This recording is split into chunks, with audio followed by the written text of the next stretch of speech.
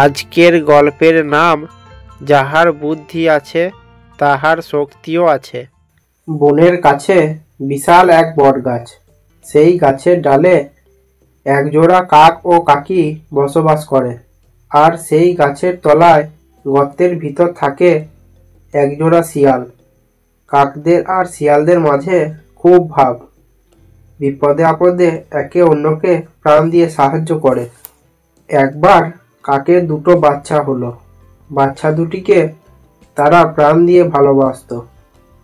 বাচ্চা দুটিকে একা একা বাসায় রেখে কাকেরা গ্রামে গ্রামে যেত খাবারের সন্ধানে। ফিরে আসতো সন্ধ্যার আগেই। এমনি একদিন বাচ্চা দুটোকে ঘরে রেখে কাক আর কাকি খাবারের খোঁজে গেল। সন্ধ্যার সময় ফিরে এসে দেখলো বাসা খালি, বাচ্চা দুটি নেই। কোথায় গেল আমার সন্তানেরা? মা কাকটি কেঁদে বলল, তারা তো উঠতে শেখেনি এখনো। অনেক খোঁজার পরে তারা দেখলো তাদের বাসার কাছেই গাছের ডালে রয়েছে এক বিরাট গর্ত। সেই গর্তের মধ্যে বড় এক সাপ আরামে শুয়ে আছে। সাপের গর্তে বাচ্চাগুলোর নরম পালকগুলো পড়ে রয়েছে। তখন আর বুঝতে বাকি রইল না যে সেই সাপটি কচি বাচ্চা দুটোকে সাবার করেছে। অনেক কান্নাকাটির পরে কাক আর কাকি গেল তাদের শিয়াল বন্ধুর কাছে পরামর্শ চাইতে। শিয়াল ভাই ঘরে আছো? কি হলো কাক ভাই? শিয়াল গর্ত থেকে বেরিয়ে এলো। সাপ আমাদের বাচ্চাগুলোকে খেয়ে ফেলেছে। এবার আমাদেরও রক্ষা নেই।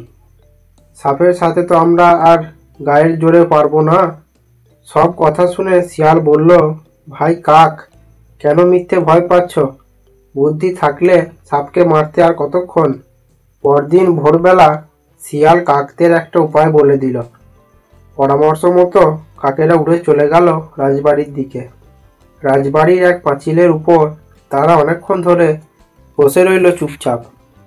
রাজবাড়িতে রয়েছে মস্ত এক দিঘি। সেই দিঘির বাঁধানো ঘাটে রাজকুমারী এলো স্নান করতে। স্নানের আগে রাজকন্যা তার গলার হারগাছা আর মতির মালা খুলে রাখলো বাঁধানো ঘাটে।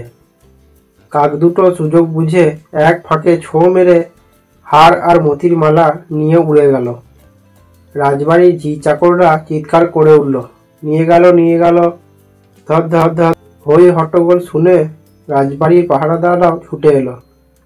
তারা দেখলো দুটো কাক রাজকন্যার গলার হার আর মতির মালা নিয়ে উড়ে যাচ্ছে। লাঠি আর তরোয়াল হাতে পাহারাদাররা ছুটলো কাকের পিছনে পিছনে। উড়তে উড়তে কাক দুটো এলো তাদের বটগাছাতে।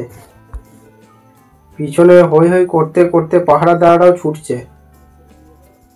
কাক দুটো সময় বুঝে পাহারাদারদের দেখিয়ে দেখিয়ে টুক করে হার আর মতির মালা সাপের গর্তে রেখে এলো। পাহারাদাররা তখন সেই বটগাছে চড়ে সেই সাপের গর্তটার কাছে গেল। অমনি সাপটা ফোঁস করে উঠল।